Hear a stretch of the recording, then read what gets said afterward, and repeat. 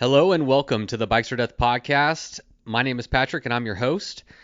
I hope everyone is doing well, staying safe, practicing very good social distancing, and taking this shit seriously.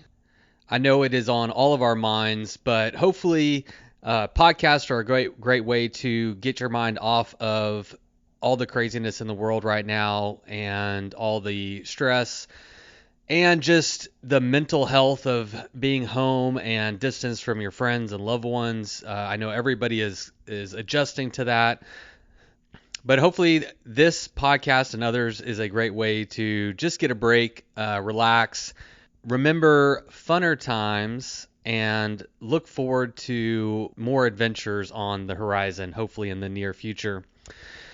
Today's guest is Emma Flukes, who is a person that I've been wanting to interview for quite some time. I first found out about her just on Instagram. She was participating in an event called Tassie's Gift.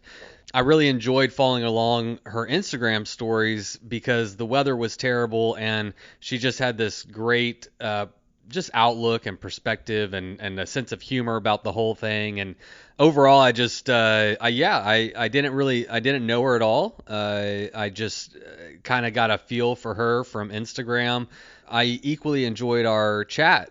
She is very entertaining, has some great ideas of her own.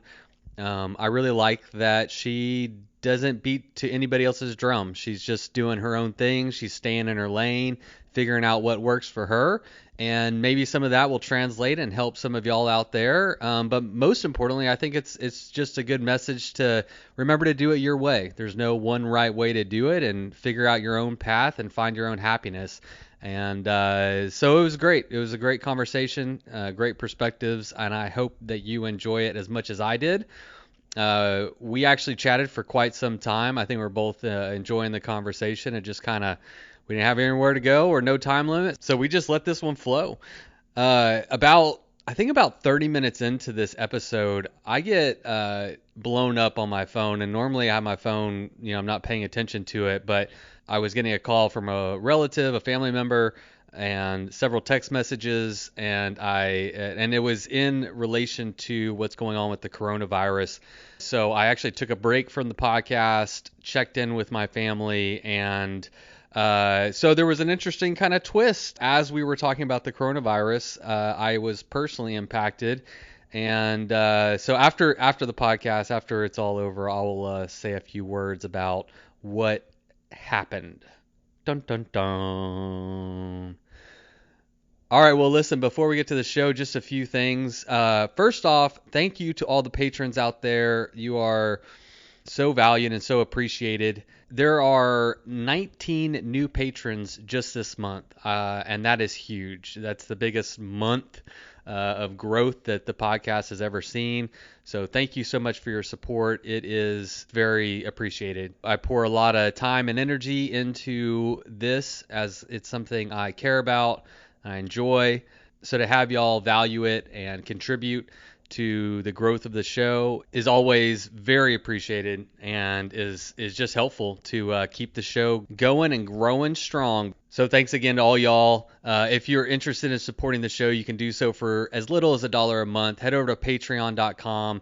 You can find me there, Bikes or Death, and you get some sweet swag and some extra content that's only available to patrons. And in the wake of everything that's going on with the coronavirus, I figured I would do something to combat it in a very small way. If you go to bikesorddeath.com, head over to my store, starting today and going until this thing is done and dusted, I'm going to be running a coronavirus special on the website. So if you head over to bikesorddeath.com and at checkout, use the promo code C19 to get 19% off everything in the store. I'm guilty of it. I know one thing that I've been doing is we're all probably spending more time on our phones and computers, and online retail therapy is a thing. I just purchased a new bike that I didn't really need, but I did need it, and it's beautiful. But anyway, so hopefully that'll help some people out there spread the love and combat the coronavirus in a very, very small way.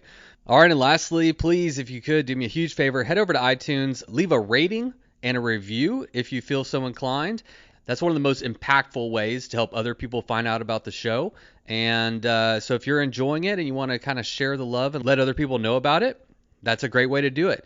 So thanks again to everybody. Thank you to Emma. It was a great chat, and I'm rooting for everybody out there. Stay safe, stay home, and that's it. Let's get to the show. You load up your bike, you ride away from home. You could be with your friends or you could be alone. You ride for a day or maybe more. You just love being in the great outdoors. Everything you need is strapped to your bars, including that new pillow you got from Santa Claus. And then you think, oh shit, to yourself. You left that super lightweight tent on the living room shelf. Bikes. Oh, Dad. Bikes. Oh, Dad. Podcast. I do want to actually talk more about the coronavirus and everything that's going on, but just to get started, I wanted to try something new and fun, or hopefully fun. But let's do a getting to know you round real quick, just some short questions and get an idea of who you are real quick. First off, what is your name? My name is Emma Flukes. And where are you from? I am from Tasmania, which is an island off the south coast of Australia, and it's not in East Africa. It's not Tanzania. So is that where you are calling in from right now? Yes, I am. So a long way away from you. Yeah, I'm trying to picture that in my head as you were describing it, and I failed miserably. And about what time of the day do y'all start drinking there? As long as it's after 9 a.m., it's fine. Okay, so have you already, what time is it there right now? It's almost 11, so yeah, I'm already about half a bottle of red wine deep, just got to look after the antioxidants. Very good, very good. Well, I might join you here shortly. It's 7 p.m. here in Texas, where I am in the States, so it's always fun making that connection halfway across the world. All right, what is a Hubbard? Oh man, I can't believe that this was something that hadn't occurred to you until just recently. But yeah, and if I'm showing my ignorance here, that's totally fine. But I'm asking this because I saw it on your Instagram, and I was like, what is she talking about? Yeah, I think it must be. I mean, I never realized it was just an Australian thing. But so in Australia, if you see someone riding a bike and they are just looking like a bit of a knob, they're wearing, they've got a full aero suit on and they're riding at 10 k's an hour, or they've got, all the gear, no idea. People call them a Hubbard. So I think all the gear, no idea is probably the best explanation. But there's all these, if you follow the hashtag Hubbard Watch, it's pretty horrible. People are posting all these candid photos they've taken of cyclists at traffic lights who think they're superheroes but are really very shit. And so it's usually used as a derogatory term, but I don't know. I think there's a bit of Hubbard in all of us. We're all trying to be bigger and better than we are. Yeah, well, I'm going to get more into the Hubbard later, but for now, what do you do for a living? So I'm a marine scientist. I was based in research. So I was doing a lot of, you don't want to know exactly about the science, but I was doing lots of boating and diving work and conducting research and, saving the world. But there aren't a lot of jobs in research at the moment because we had big government cuts to anything related to the environment because Australia doesn't care about that. So I've sort of moved into more of a data management space. So I work with other people's data and I help to make research data open access. So it's very desk-based at the moment, but it's all in the same world. You're basically just saving the world every day you go into work. Pretty much, yeah. I like to think of myself as God, really. Yeah. Well, no, we appreciate that. I had no idea. This is so good to get to know you. All right. Now, what do you name your bikes? I mean, I don't intentionally, but yeah, I think I probably do end up calling them the same thing habitually. But because they're all very small, they tend to get these cutesy little names. They don't get human names because that would just be weird. They're not called, Bruce and Stanley. But yes. I do have the little rocket, which is the one that takes me far.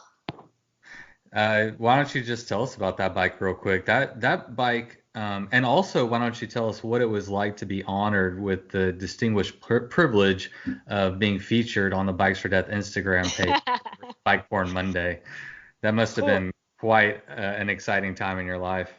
Yeah, well, naturally, I printed that out in, door-sized canvas and have mounted that on my wall. But yeah, so that bike it's a little Canyon hardtail. It's not a bikepacking bike. It's a cross-country race bike. But the difficulty that I am faced with buying bikes is that I'm not particularly tall. I'm, in your terms, 5'2".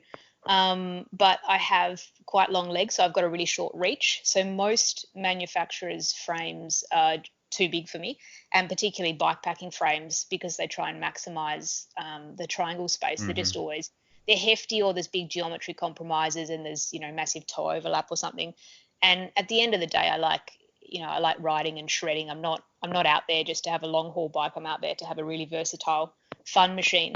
And yeah, this was, at the time, it was literally the only bike I could find that I could buy that would fit me well.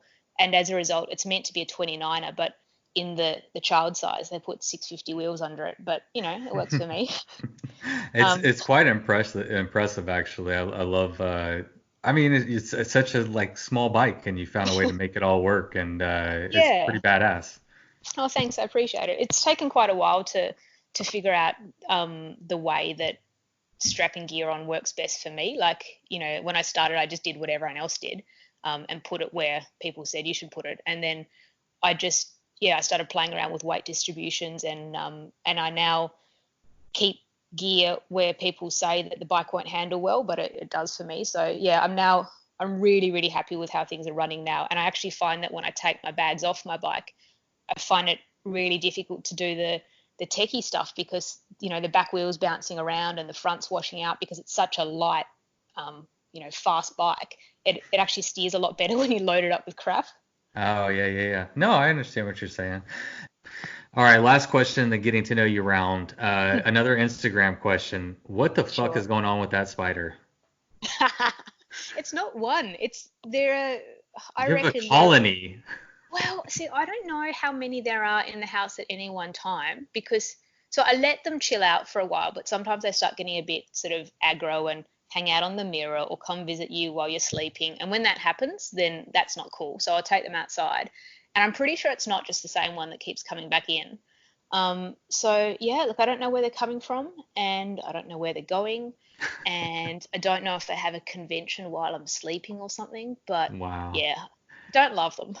I had no idea. I thought it was just moving around, but you're actually taking them out of the house and then Yeah, they're yeah. reappearing. Yep, yep. Oh my gosh. What kind of snake is it? Is it a freaky looking snake? Wait, Spider. spider. Yeah, cool, yeah. It's just a huntsman. They're really common. They don't. I mean, they Okay. do bite, but they don't. They just hurt a bit. They're not going to cause you any harm. But they're just really fat and hairy, and I don't know. I think everyone's got a bit of a innate discomfort around big, fat, hairy spiders. Yeah, I think so. But if you know that they're harmless, it's fine. Y'all Yeah. got a lot of creepy crawlies around those parts? Yeah, so Tasmania is not as bad as mainland Australia because it's pretty cold down here. But we've only got 3 species of snake, and we've got a bunch of spiders, but none of, oh, we do have one or two that'll kill you, but they just don't. So yeah, we've got snakes, spiders, but we don't have any in Tassie. We don't have any dangerous wildlife, like as far as, we don't have bears, we don't have, I don't know, coyotes, we don't have, Mountain lions, no, the big one here. no, everything's fluffy. Yeah. Okay. All right. Well, good to meet you, Emma. Thank you for coming on the podcast, and thanks for doing the first ever getting to know you round. Oh, thanks for having me. All right. Well, listen, what is today? Thursday, March 19th. And I wanted to talk a little bit about what's going on in your part of the world with the coronavirus. I think, I thought about whether it's prudent to talk about on a bikepacking podcast per se, but I really do have this sense that we're all in this together. We all kind of need to bond together and be alone. Yeah. And just, but I feel like we're all feeling it to some degree. And the reason I brought up the date is because time is just moving so quickly. I mean, it's important to note that we're recording this on Thursday, March 19th, because if I don't release this for a week, it could be a completely different world, that we're looking at. So, but yeah, I mean, you're a scientist. I know you are always full of fun facts. What's going on in your part of the world? Okay, so Australia is probably, I don't know, maybe 2 weeks behind the US, I reckon, as far as our timing of infections. We have I mean, Australia is a massive, massive landmass. So we've got a fair bit going on in our bigger cities, but in the more remote areas, they're basically business as usual. They're restricting visitation in to try and keep, like, particularly our Indigenous communities. It'd be catastrophic if sickness got into them because they just don't have the healthcare systems to deal with it. So we've had a lot of restriction of domestic travel. Our planes are still flying domestically, but there's big areas of Australia, like there's the northern tip of Australia, Cape York, is a huge landmass, and it's got a very low population, but it's a popular place for driving. So they've actually just shut off that whole area and said no one can come in because we don't have the facilities to deal with sickness here. In Tasmania, it's funny, I was just saying earlier, you probably are not using that audio snippet. So we haven't shut off the island because apparently that's unconstitutional and would cause a lot of issues, which I'm not unhappy about. But they've introduced a 14-day quarantine for anyone coming to Tasmania, including people returning home. So my partner has actually just arrived back home from business in Melbourne, and he was fortunate. I just heard him walk in the door. He's arrived in time before the lockdown. Wait, he just arrived the moment you said that? Oh, 5 minutes ago, maybe. Oh my gosh, that's Yeah, crazy. yeah. So he's just dodged having to be in quarantine for 2 weeks. Are you gonna So quarantine him in his own room for 14 days or what? You well, don't know what the yeah, fuck he's got. yeah. I know. I did say that I was going to lock him in the garage and let off some insect bombs, but Yeah. yeah. So I think the situation in Australia is that we absolutely are not medically equipped to deal with any sort of large scale outbreak, as as is the case everywhere, I think. And to be honest, our preventative measures are pretty lax. Like, it seems draconian, but then you hear and see what's happening in some of those Italian towns, and certainly in Wuhan is just nuts, the restrictions that they've put in place. So yeah, look, in Tasmania we'll be fine because we're now pretty much this isolated pocket. It's what I am noticing is how badly hit all the local businesses are, and it's going to be devastating for the economy. Like, I read this morning that there was $105 billion that's just been cash that's just been injected into the Australian economy because we're about to go into a recession. Like, our dollar was, I think, up to 75 US, and it's probably going to drop below 55. It's just, yeah, it's a bit of a scary time, but we're all in the same boat. So I just feel very lucky that I don't work in hospitality. So my job is probably unlikely to be threatened. I'll never say never. But yeah, there's just so many people who are seemingly overnight out of work. And I just don't know what the solution to that's going to be. What's going to happen for all these people in the next, weeks, months? Because this thing is not the whole intention of these not preventative. The intention of the measures we're taking is, as everyone knows, to flatten the curve. But all that does is prolong the time period over which people have these exposures and people get sick. And obviously the end goal is to not overload the healthcare system. So we are minimising deaths from people who can't be treated. But it Right. does mean that this We're kicking the situation, can down the road, essentially. yeah, yeah, exactly. So yeah, it's a interesting time, and I honestly don't think that we'll learn much from it because people don't learn. Mm. Um, but there might be some more policies in place down the track. I'm kind of interested in that. That's one comment that I made. I mean, listen, I think that the only tool in our arsenal right now is to social distance and to stay at home and to minimize your contact with other people and all that stuff. Understanding that, I mean, you do the best that you can do, but I am curious how we as a species is going to respond to this with all of our technology, with information, the ability to talk to other people in Tassie right now and see what's going on over there. I'm curious. I'm hopeful. I guess I'm an optimist. Are you a pessimist or a No. realist? Oh, look, I like to consider myself a realist. I think it's hard to be an environmental scientist and be positive about much, to be honest. Yeah, Yeah. yeah, yeah. I don't. Let's just stop with coronavirus. You don't need to go down Yeah, yeah, every scary thing going on. Well, sure. it is interesting as you were talking. I mean, and that's what I was kind of saying is I do feel connected to everybody right now. And when you're talking, you're describing a very similar reality of what I'm experiencing here. We're not in total lockdown, but they've shut down obviously events, gatherings, restaurants, bars, schools. There's quite a bit that's shut down. The financial side is the side that is really scary. I mean, it's hitting everybody. Everybody's just scrambling around trying to figure out what to do, you know? Yeah, look, at least I guess y- over in the States, you have the comparative security of the US dollar is always a safe hold in times of crisis. People go and invest in that, so your dollar at least will stay strong. Doesn't mean that people aren't out of work, but Right. yeah, the Australian dollar is going to be like the peso shortly. It's just crazy. It's going to completely change our economy. But yeah, look, there's, I don't know, 20 million of us will figure it out.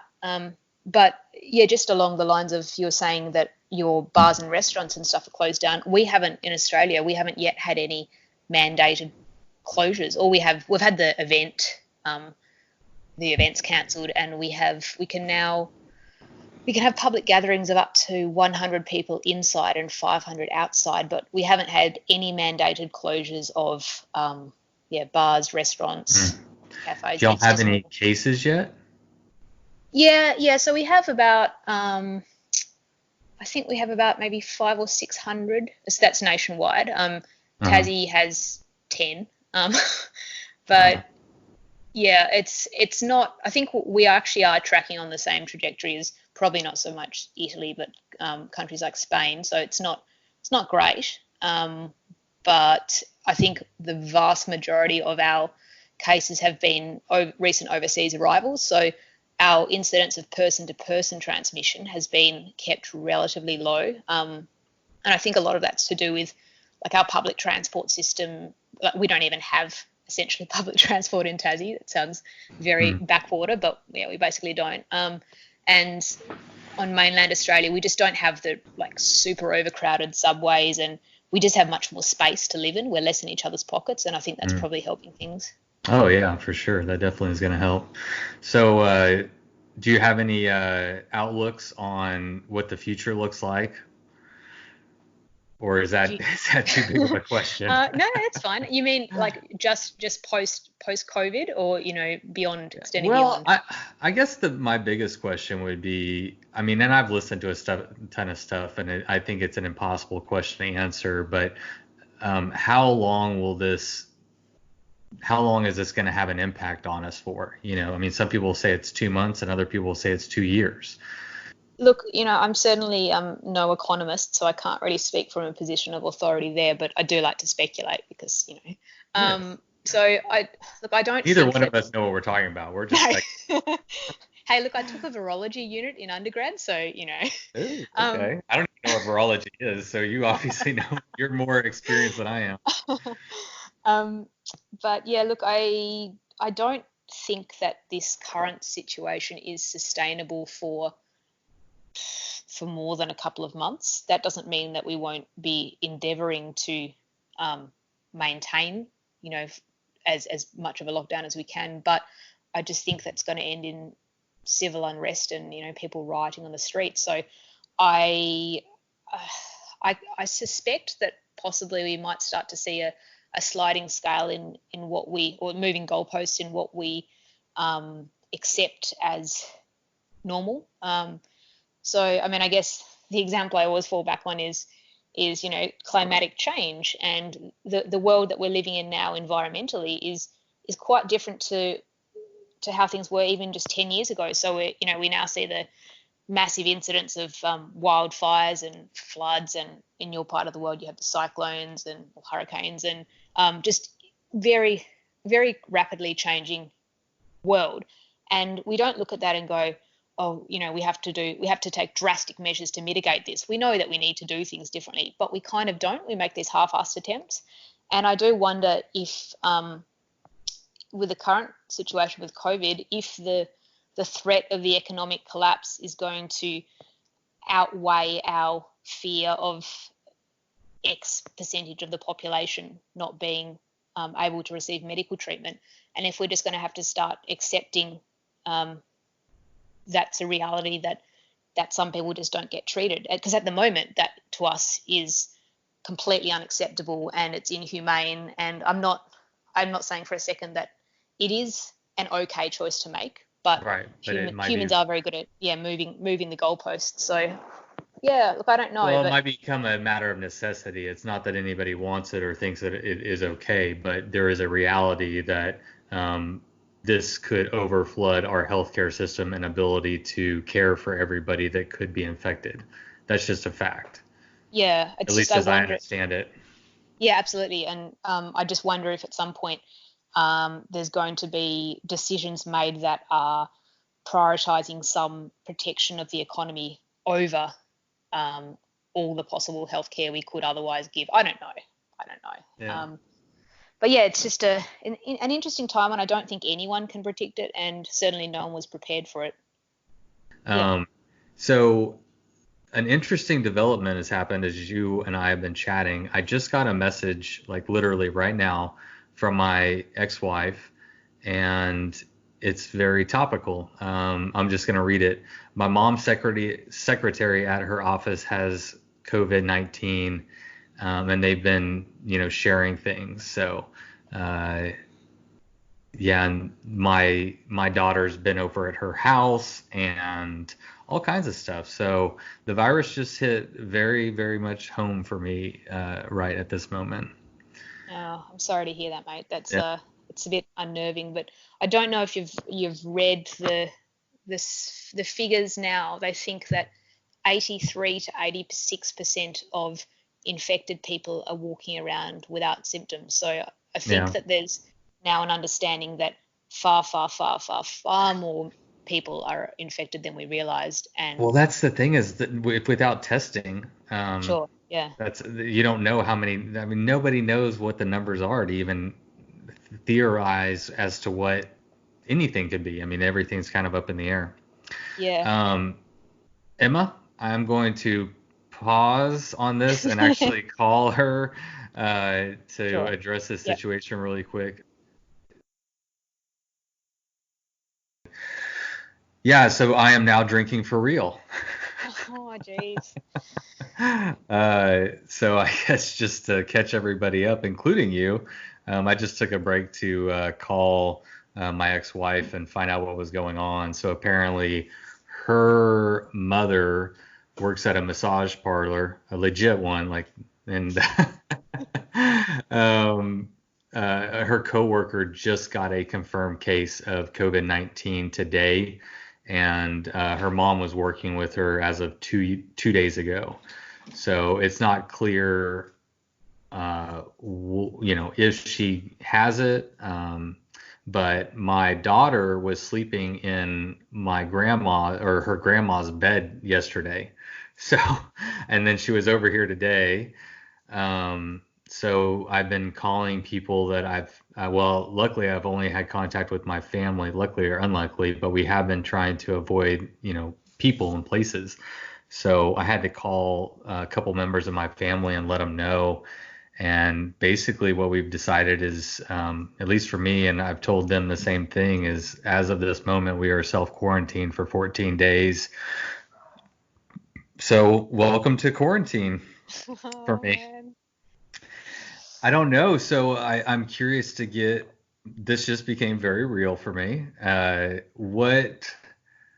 What advice? I mean, there's nothing else we can do, is there, in terms of we just have to wait it out, right?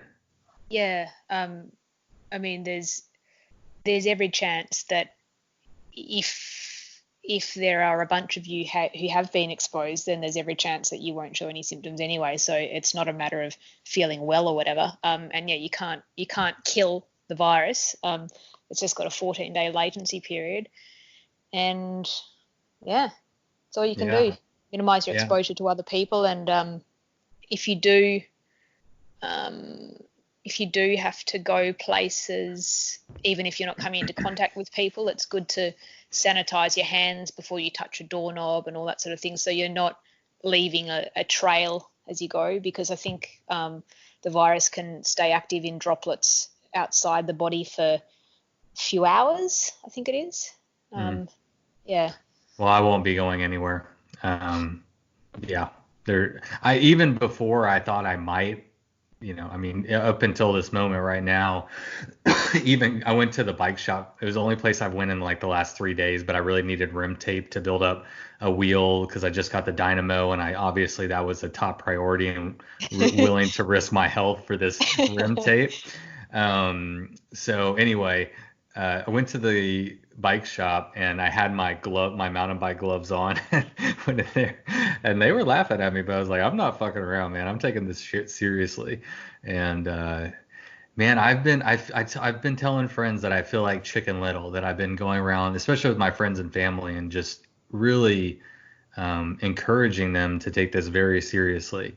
And when my ex-wife was here earlier to pick up Sloan, she's like, "Come on, Sloan, we got to go to the grocery store." And I was like, "What are you doing? No, leave her here and go to the grocery store if you need to." But there's just as much as like the city has done a good job of like keeping people out of bars and restaurants and schools and stuff like that, large public gatherings.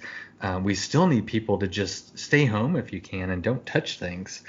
Um, and also like minimize your contact with other people. Like, I don't know. Anyway, I'm kind of going on a little bit of a, I'm just processing it as it's all like happening. Like it's crazy to think that as I was talking it through with her, it occurred to me that I have to give us the same advice that I would give anybody, which is you don't have a choice. You don't know if you're infected and you don't have a way of knowing if you are.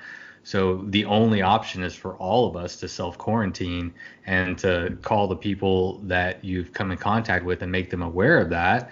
And they should also make the same choice. I mean, am I right? Yeah, yeah, absolutely. I mean, that's all you can do, and they don't. I'm sure the situation is the same in the US, but in Australia, they won't test you.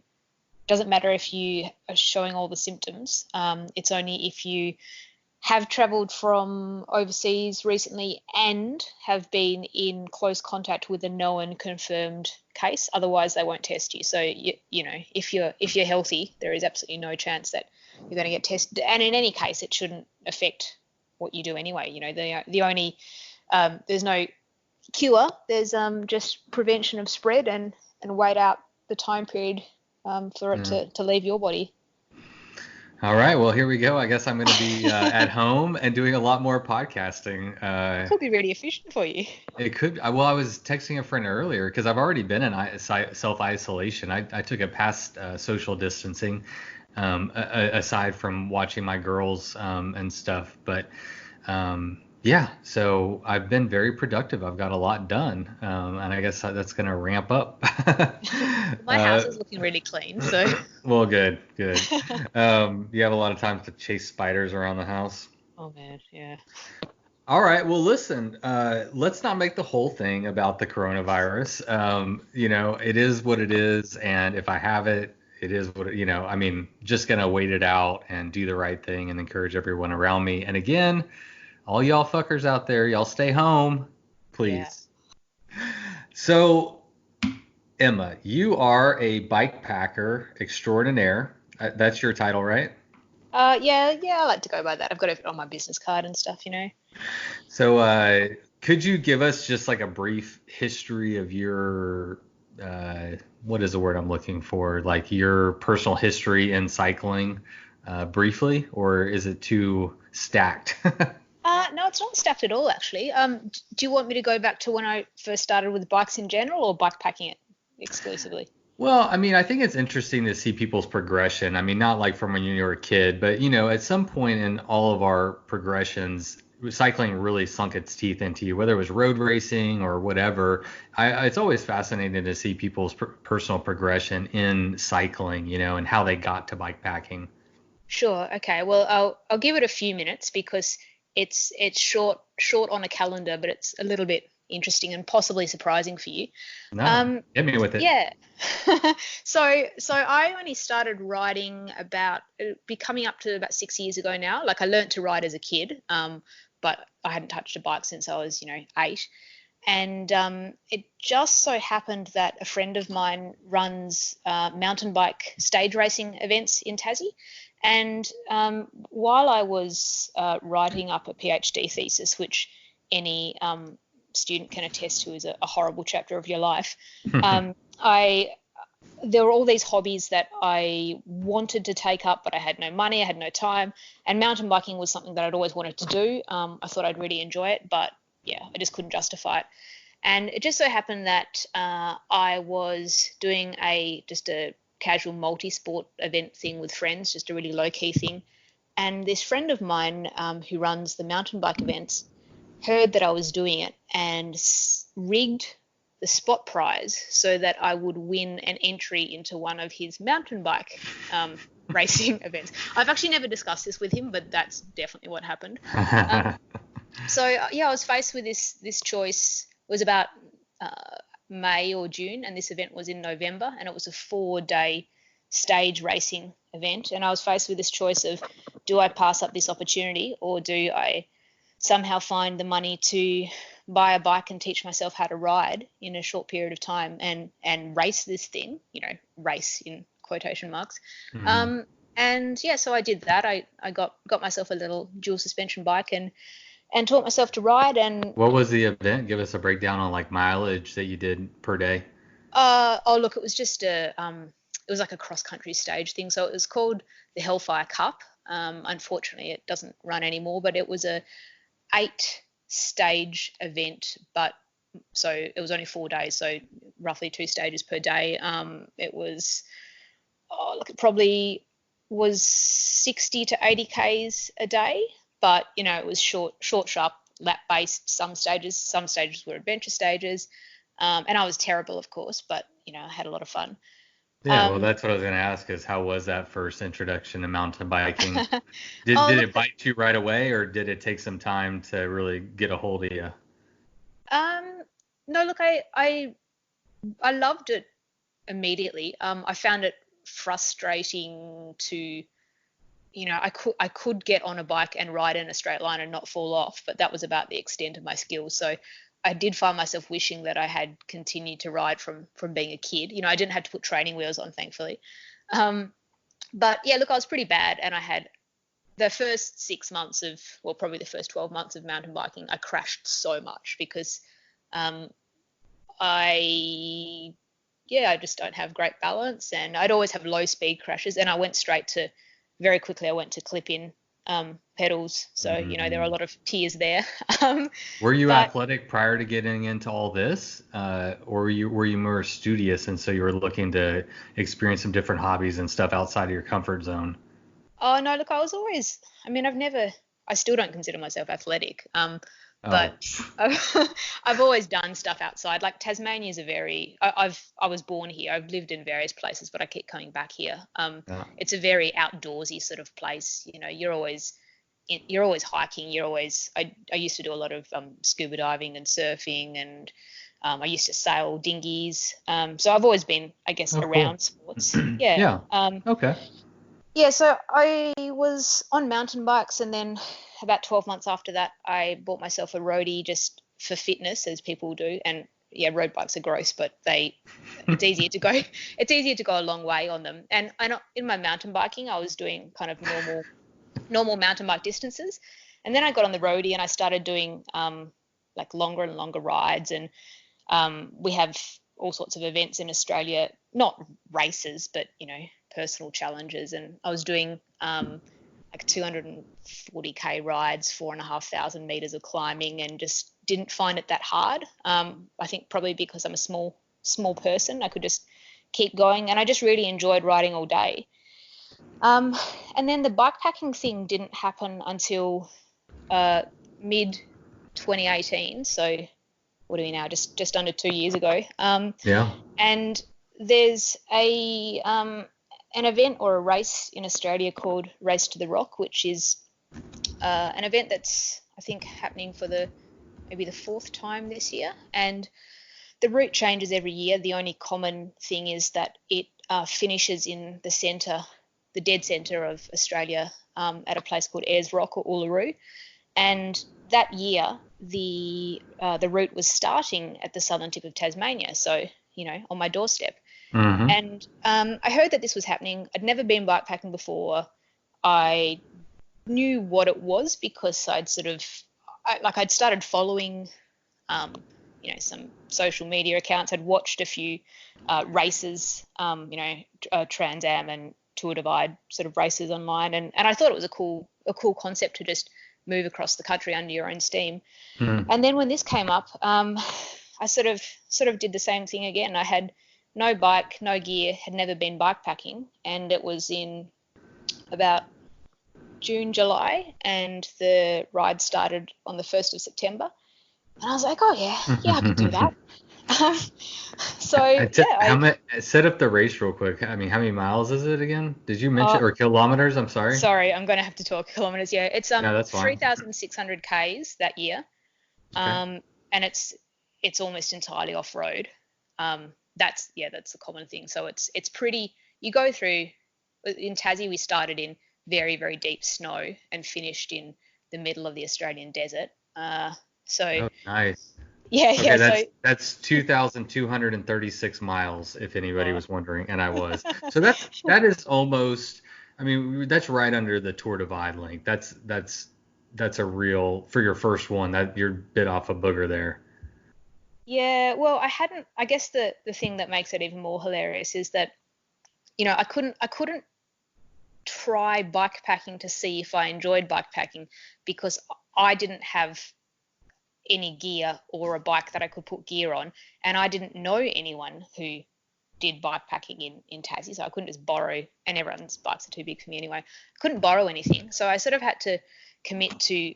I thought that I'd probably enjoy it, even if I didn't enjoy the racing thing. If I didn't do that, I'd still use the gear. So I set myself up as cheap as possible as I could with all the eBay specials, and I went for a weekend ride. I used my gear, once. I slept outside once. I didn't die, and then I rode across the Australian continent, and I didn't die then either. So that's how I got into bikepacking. Oh man, I have so many questions. How was it? I mean, take me through your first experience with. It sounded like very, very little experience bikepacking, obviously going into it, doing for us Americans 2,200 miles, and we haven't got into the terrain of Tassie yet, but it looks pretty rugged. It doesn't look like a walk in the park. Yeah, so the Tassie section of it was only, Tassie's only a small island. That was only, sorry, I'm going to talk Ks. That was only a bit over 500 kilometres, but it had close to half the elevation just in that short stretch. And then Tasmania's separated from mainland Australia by Bass Strait, a big 200 and something kilometre stretch of water. So you had to either fly commercially or get on a boat to make that crossing. And then the terrain changed throughout the Australian continent, as you can imagine, because you're going quite a long way. But I guess, because everything was literally completely new to me. I had no idea what to expect, and I couldn't compare it to anything. So it's difficult to say, how it stacked up to my expectations because I didn't really have any. But it was a massive learning curve. I was never really concerned about my physical ability to do it, because for me, riding and just continuing to ride that's the easiest thing in the world. You just do it. There's nothing that stops you doing it. You just pedal. But yeah, I think the thing that I found probably the most challenging was just dealing with your gear, dealing with packing it up and down every day. As happens to a lot of people, my hands turned into like crab claws, and so just operating my bags and I learned a lot of stuff about just taking things slow and being patient with myself, because I'm a very highly strung type A personality, and I get frustrated when I'm not performing, not to anyone else's yardstick, but to my own to my own expectations. That's the one that matters, or should matter. Yeah, absolutely. Yeah. So I mean, in theory, this thing was a race. I think there were I don't know, there were about 10 of us who started and 4 finished, and I was one of them, and I was last. But I wasn't at any point checking on where anyone else was, because it was completely irrelevant to me. It was just my trip. But I do remember thinking when I got to the very end, when I pulled into Uluru just as the sun rose in the middle of the Aussie outback, which was pretty spectacular. And I remember thinking, hey, I feel like I'm just about ready to go bikepacking now. So, oh no. Wow, that's amazing. Yeah. But no, I'm just mad at you right now is what it's actually going on. Like, you go 2,200 miles and you're like, yeah, I'm warmed up. Let's get the engines going now. I don't know. I guess you learn what works and Or do you mean that you, after 2,200 miles, you now have the experience to actually feel like you're confident or capable to actually go out and have a pretty good bikepacking experience? Or was it both? I don't even mean a pretty good bikepacking experience. I mean, I felt like I had the experience to actually just go for a weekend trip now, I didn't, and even after that, even when I got home, it still took me another probably 6 months of just doing day trips just to feel, I don't know, to feel like I backed myself enough to just go. And that, I know that sounds crazy because I rode across the continent, but it's different when you've been given a route. And so the route had been the nature of that ride that particular year was the route it was deliberately untested. So no one had any idea whether the route even worked. But yeah, I mean, it was. Oh, that y'all were guinea pigs. Yeah, but it's a little bit of it's a weird vibe, Race to the Rock. It's a little bit, I don't know, it's got a bit of a hipster vibe. That was a big selling point for it that year, that it was deliberately untested. And it was there was a lot of anti-marketing around it, saying you shouldn't do this, it's so hard. You've got 400k between resupply. There's no one out there, you're going to die. But I guess coming from Tasmania, which is a small place but has a lot of very remote wilderness, that aspect of things didn't really bother me too much. Yeah, you realize that most people would be intimidated by that, myself included. I mean, going that far without resupplies, Australia being, I mean, I've never been there, but I did talk to Caden Henley Phillips, who, I don't know if you saw that story, but Kate ran, or is it Katie? Oh, geez. I'm sorry, Kate or Katie. She ran across the continent of Australia, and Henley Phillips, her partner, supported her on a bicycle. So I got a good feel for how remote and isolating it can be out there. And I mean, for your first time, I'm just curious how you approached why weren't you more concerned? Was it out of confidence from past experience, or just ignorance to not knowing what you were getting yourself into? And no offense by saying ignorance, but no, that's all good. You never know till you know, right? Yeah, that's true. So it certainly wasn't ignorance. I know what I know what Australia is about, and I knew what to expect, even if I hadn't necessarily experienced that. And it definitely wasn't confidence in my experience because I had none, but I did make sure that I did a lot of research on gear when I was setting myself up. So, it's very fortunate that everyone these days has access to all these forums you can trawl through and reading other people's gear lists. And, I researched getting a rain jacket that was going to keep me dry and all that sort of stuff. So I set myself up with gear that wasn't necessarily, the fancy, expensive stuff, but I knew should keep me safe. And yeah, for me, that was the logistic side of things was the most intimidating. The biggest hurdle was getting the stuff, getting it on the bike and starting riding. And the rest I figured out that, I had all the time in the world. If something went wrong, theoretically I should have the gear to to keep myself safe, and it might just take time. And I had all the time in the world. I had nowhere to be. So the resupply challenges, I done my logistics planning, I'd done my due diligence, and sometimes stores that were meant to be open wouldn't open and that sort of thing. But, I knew basically the longest stretches I'd have to go without food and water. And I have no idea how to fix anything on bikes, but I also know that I'm so light on my gear. And particularly once you get into the more remote areas of Australia, it's just flat. It's deadpan flat, and it's just exhaustingly boring. And the chances of something catastrophically going wrong with your bike are just so low because you're just cruising along. Yeah, that makes sense. Yeah. So I don't know. I think it was just I backed my ability to troubleshoot and problem solve, I suppose. And that's probably just a bit of an arrogance thing because I know that, I've got my head screwed on okay-ish. And yeah, probably the biggest challenge that I had was just purely a mental thing. There was one particular day that it was hot. It was just really slow. We were going through there's big areas in Australia that are just open cattle. I say grazing. There's no grass, so I don't know what the cattle are doing. They're just there. Yeah. So it's Eating a bit weird. beetles. Yeah, something like that.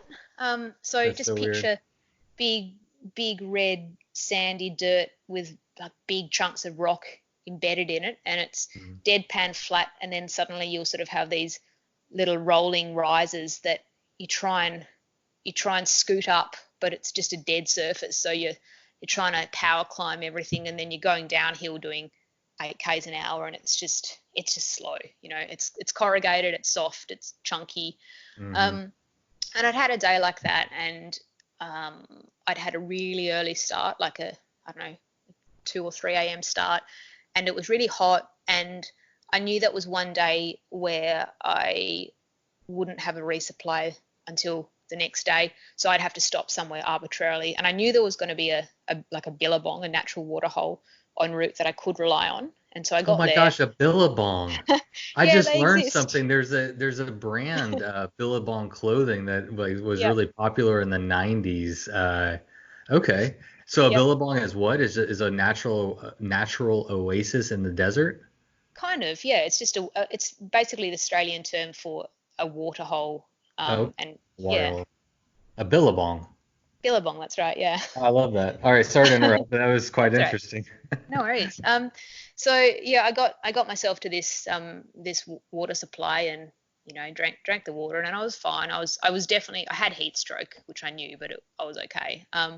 And it just, everything hurt, and I was just a bit emotional because I was overtired. And I tried to. It was only sort of 4 o'clock in the afternoon, and I should have slept then because that was a hot time of day. But I couldn't sleep in the day. Like, it's just something I can't do. And I think it comes with experience. You learn to just sleep when it makes sense as opposed to when your body wants to. But yeah, I just remember riding off after that and riding into the next evening, and I just got to a point where I just couldn't bring myself to keep pedaling. Like, I was fine, the bike was fine, there was nothing wrong, but mentally I was just so sick of the thing I was doing. And I do remember thinking, I'm never going to get out of here because I can't bring myself to get out of here. Whoa. And that was that was pretty confronting for me then. Like if now I'd have no problems because I've just done so much of this stuff now and it just Right. doesn't happen like that. But yeah, that was a bit daunting because I just remember thinking, oh, I'm going to be stuck here forever for no reason, just because I'm too mentally weak to get myself out. But yeah, I just had a sleep, and then I woke up at 1 o'clock in the morning and ate dry Milo and rice bubbles out of a Ziploc bag because that's what I had for food, and I was good to go again. Delicious. Yeah. But Well, yeah, isn't that the neat thing about bike packing? Isn't that what there's a level of that definitely is there that I think a lot of people experience as you find yourself in those positions, and then you're like, oh wait, it's actually fine. I just needed to yeah, sleep, need a little bit of food, and here we go yeah, again. And yeah, once and you I know think that, then you know it. absolutely, and that's I really, I mean, it was obviously an amazing experience to be able to do a trip like that, but I really appreciated just being able to learn those sort of things. So learning that if stuff seems insurmountable, have a sleep and it's almost certainly going to be better. And if it's not better, eat as much sugar as you can, and trick your brain and body into going into some different state. And I also learned all sorts of things about when it would work for me to sleep, because I'd always assumed I'm a real night owl. I do my Hmm. best work at 3 a.m. and I always assumed that I would happily ride into the night and ride until the Yeah. early hours of the morning and stop then. But I found that, and I still to this day, I get a bit weird and sad when the sun goes down, Hmm. particularly if I've started riding in darkness at the beginning of the day. So if I'm riding from darkness to darkness, I get kind of panicky as the sun's going down. And Hmm. I don't know, I can't explain it, but I learned that it was better for me to just stop and then get going again at midnight. And it took me most of the ride to figure out that pattern worked best for me. And it doesn't mean that my normal sleeping patterns at home have changed. Like I still don't go to bed till 12, Right. 1 a.m. So But you're yeah, saying the sun goes down, you go to sleep, and then you wake up at 12. So you sleep from like 6 or 7 or whenever the sun goes down till midnight, and then you get up and ride through the night there. I mean, it's more like it was more like sort of 8 or not, 8:30 at that Okay. time of year. But yeah, it just works a lot better for me, and also because particularly when you're in central Australia in the desert, people think of that as being hot, and it is most of the time in the day, but at night it can get down to -4, 5, Oh sorry, yeah. degrees Celsius, sorry, whatever that is, but I well don't below know. freezing. It's cold. Yeah, well below freezing.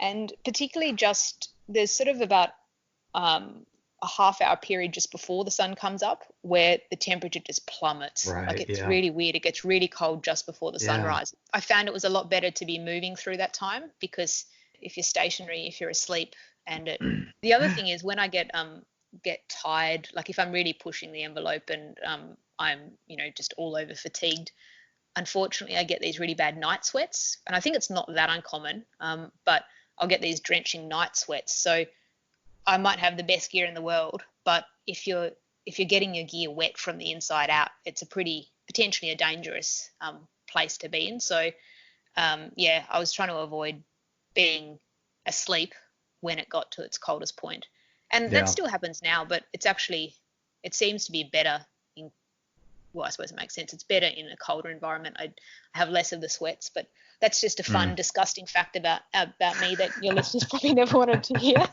Oh no, I mean, I don't know. The point is that we all have our things, and there's not one right way to do it, and figuring out your sleep schedule and what works for your body, Yeah, and that's kind of the interesting puzzle, right? yeah, And it really is interesting. So we all have our things that we work through, but that's kind of the fun part. So that Race to the Rock, your first event, how many days did it take you to finish? so it was 19 total, but 2 days I wasn't riding Wow, because that's so 17. fast. Yeah, so it was about 200 a day, 200 kilometers a day. Jeez, that's solid. That's so Oh, good. thanks, mate. Were you really like stoked on yourself afterwards? I mean, I'm not gonna downplay that. That's, I mean, for your first bike packing event, ride that distance, that's pretty impressive. Yeah. Were you like, damn, I did something? No, actually, I wasn't, to be honest. I wasn't disappointed or pleased either way. I was just like, I was proud of myself for doing it, for getting it done, and not so much about the. I don't actually think it's a big achievement. I think literally anyone can get on their bike and ride.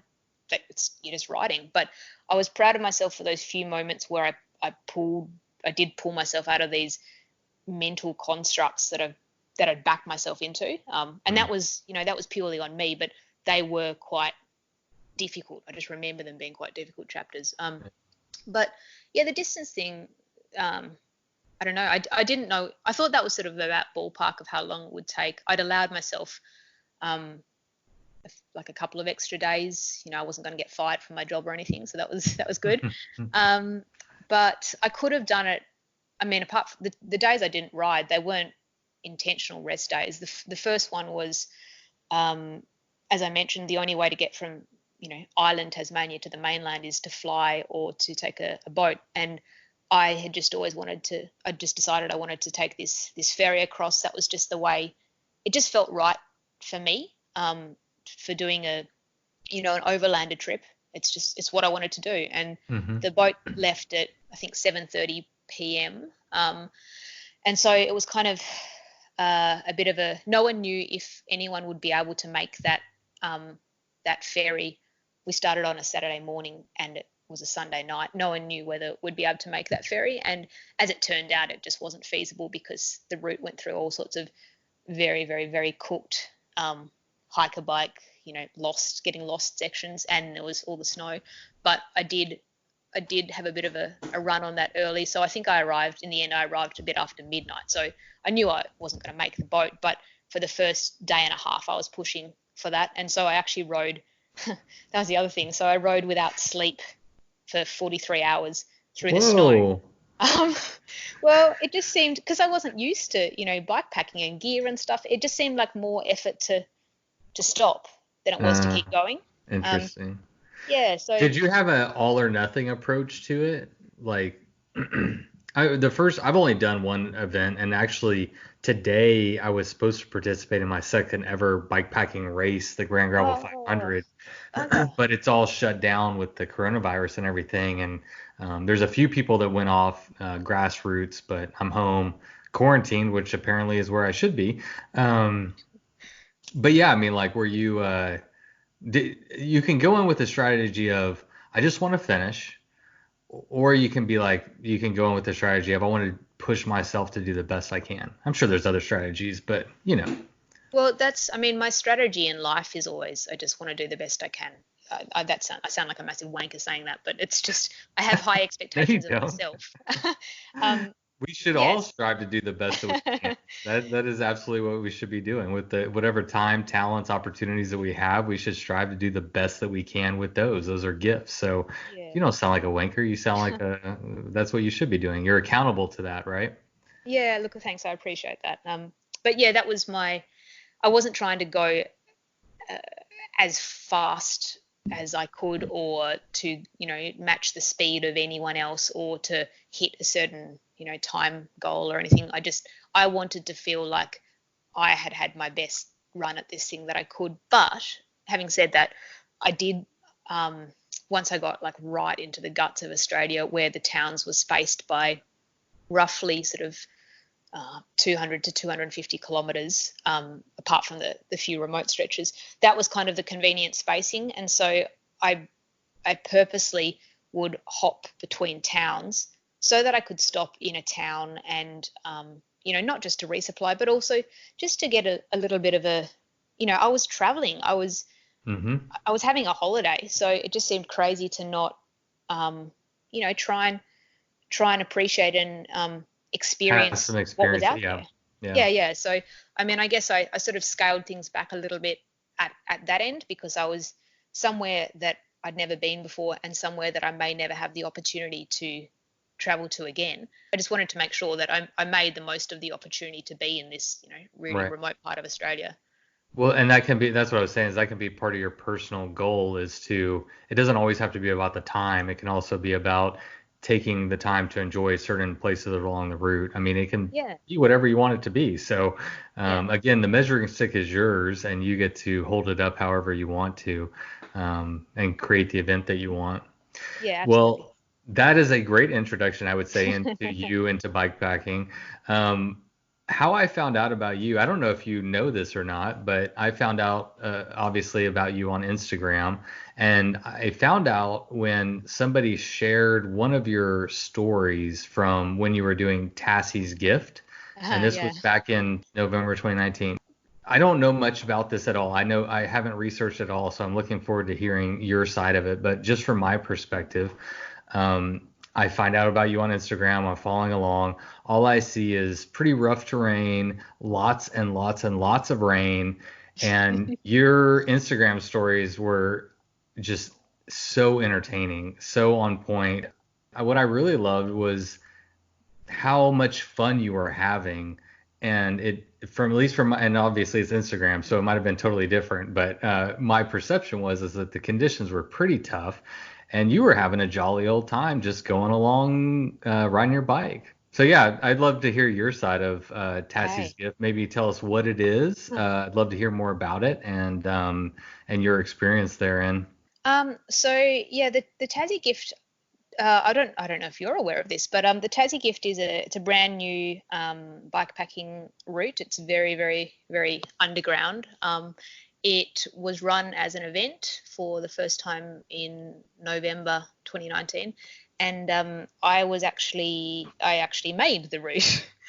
Um, so it was in collaboration with another local guy who had been wanting to put on a bikepacking event or make a bikepacking route in general in Tasmania for some time. And so we sort of worked collaboratively on it. And then he just gave me his blessing to make it bigger and nastier and turn it into an event.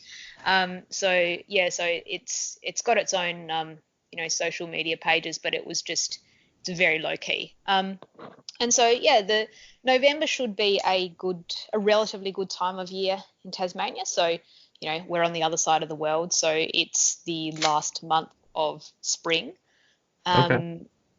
for us. So in Australia over summer, we do get some pretty bad bushfires. So you tend to avoid going deep into the bush in the middle of summer. And in winter in Tassie is pretty brutal.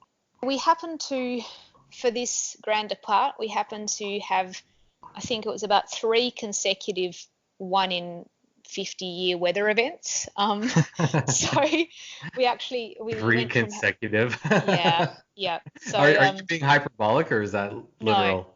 no, that's literal. Oh my I mean, gosh. yeah, So like it really was a scenario where you're just like, okay, well, whatever. Here we are. yeah, I mean, the route intentionally. Oh, look, I'll tell you a bit more about the route first. It's Sure. Yeah, so please. I can't. You'll have to do the conversions for me, but it's about 1,800 kilometers. So this is in Tasmania, a very small island, but it's a lot bigger than you'd realize. That should be Particularly, 1100 yeah, based cool, on what okay, you told me earlier about, yeah, 1118. Yeah, okay. 1100 miles. So can you tell me 37,000 meters of climbing? What does that? Meter 37. Holy shit. Yeah, Wait, meter to foot, right? yeah, All right. 37,000 A meters of climbing. hundred, yeah, 121,391. So we'll call it 121,000 feet Yeah, in 1,100 miles. Holy shit. Yeah, yeah. those are real So numbers, people. yeah, and we don't have big alpine. We don't have big mountain ranges. So the highest point in Tasmania is, sorry, I'm talking k's. Well, it's 1,500 meters. So it's not. We don't have massive long climbs. It's just really we've got a lot of glacial terrain here. So it's just up and down and up and down. And this route was not. I mean, you can ride flatter areas, but this route was just pretty. It was representative of Tasmania, and it's just the sort of riding that I've been doing for the last 12 months in Tassie. It's the riding I love doing. Yeah. It was taking in some of the really wild areas that people just don't tend to ride because they don't know where to start. And what I do for fun when I'm on my bike is I just burn around and, take all those goat tracks that no one ever visits because they're horrible, and figuring out how to link them all up together. And so the end product is this. Yeah, the numbers are on paper, they're pretty full on, but it's kind of like a showcase of what Tassie has to offer, and it's just such varied terrain. It's not like that the whole Race to the Rock experience when you travel for 3 days and the terrain gradually changes. This is just so dynamic. This is a good race for people like me with ADD. They get bored easily. Oh, it's so good. Like, yeah, you just cannot get bored. And also it's hard to get tired because, as in, mentally tired, fatigued, because there's just so much going on constantly. But yeah, the weather thing was just pretty nuts. We basically how many people showed up? I'm curious. So there were eight starters, which was 7 more than I expected. And there were actually only 2 people who, including myself, who finished the full route, but there were a few more who sort of jumped on and off the route as they went, which was really cool. And that was kind of get people out riding their bikes, having some fun. Yeah, and I've also that's what you want to do whenever you create a route. I mean, you just want to get people out there and enjoying it and seeing some of the stuff that you've seen. You want to share that. Oh, absolutely. And I've heard of about 15 people since who have come to Tassie to do some riding and have used some parts of the Tassie gift route as like a springboard for their own plans and adventures. And that's just really cool. It makes me I feel like a proud parent that people are using that. But for this particular event where you saw the series of Instagram stories, like it was, I knew what to expect because I put the horrible thing together. I guess I hadn't ridden the whole thing, but I knew that it would work. So probably only about 60% I'd ridden. So it was cool because it was still all a new experience for me, and I hadn't strung it all together. I just made sure that it would work. Right. Yeah, you go out and test the area. I mean, I'm doing that right now. I'm developing a route, and you look at it on satellite maps, and you have a general idea, and you go out there and you proof it. You ground proof it, right? Or ground truth it, I think is and actually I was doing that this past weekend on another route, and found myself at a dead end. So yeah, got to get back to the paperwork. But that's what you do. You just have to go out and you ride it and find out what's actually there. Yeah, because what's on a map is not necessarily what's on the ground, and it can work both ways. I've learned that so many times. Many times. But that's, it's all part of the fun. It is. Oh yeah, it definitely should be part of the fun. You need to go in. I mean, unless you got to be somewhere, just go out and explore and see what you find. So I would love to hear more about your personal mentality going through. Okay, it's your baby. Actually, I had an inkling that it was yours. Actually, just recently I saw something posted and I was like, I think she created this route, but you're not braggadocious about it. You don't throw it out there that it's yours a whole lot. But I did pick up and think that it might be something that you had conjured up. So you knew part of the route, but obviously the weather was unexpected. And I was just so impressed with, I mean, you were funny, like you were having a good time and being humorous. And so I'm very curious, like what you were really going through during that event. Oh, look, I mean, what you see on the internet, I mean, that's all legitimate. I guess if I'm in okay, let's start at the beginning. We started in snow. We had a extraordinarily unseasonable, this is the last month of spring, massive snow dump, and the first day of the route takes you up over Mount Wellington, which is actually pretty significant, and there's a big long section of hiker bike. It's just really rocky, it's too steep, but then in snow it was extraordinarily unrideable. So I'd never pushed my bike through snow before. It was all new, all fun, and so that made a pretty tough first day of it. And I think a lot of people stopped earlier than they would have expected because they were just a bit freaked out by the conditions, which is not surprising. Everyone had a good time, but it was just scary. Like it was it was howling winds. It was really, really cold. And that first night, I didn't really know how long I'd ride each day, but I know that I'm quite comfortable riding through the first night. I've done that a few times and it just doesn't bother me. But I was up on a pretty high mountain pass at about 11 o'clock at night, and it started snowing a lot.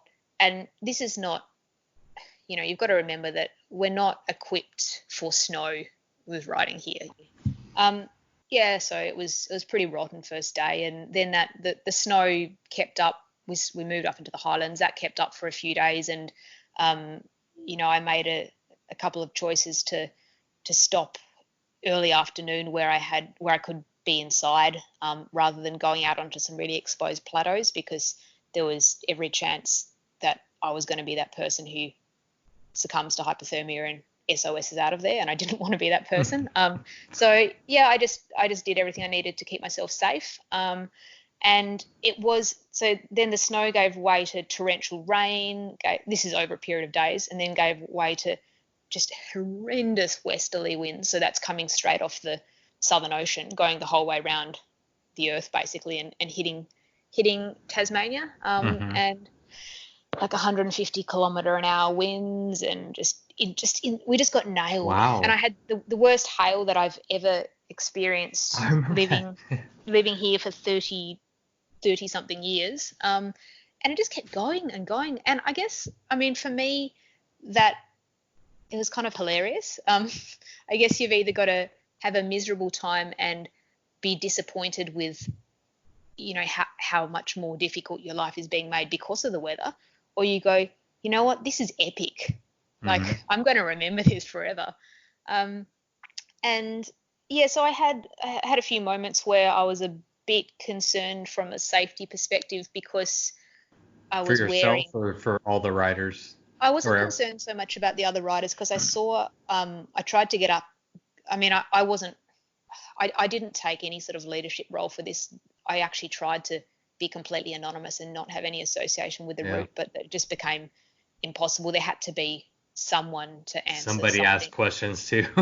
Yeah. But it wasn't about me, and I was very, very, very clear that this is hard and this is not supported, and no one's going to tell you if there's a bushfire or a flood and there's road closures, or if there's some bad weather coming. Yeah, it was a really good group of people who had, they were serious about the responsibilities that they had taken upon themselves. I saw pretty early on, I had a bit of a snoop on what they were doing with their tracking and their social media and stuff. And they were all making smart choices and stopping in accommodation where they felt that they needed to, because they didn't want to camp in the snow because they weren't equipped to do it, and taking an extra day if they needed. And it was really heartening to see that. Not that I would have done anything differently anyway, but I felt like they were safe.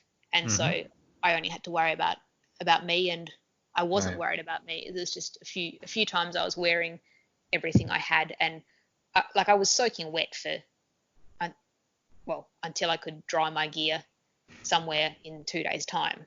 And so I just had to keep my sleep gear dry and keep the wind chill off, and keep moving, and just manage that risk, I guess.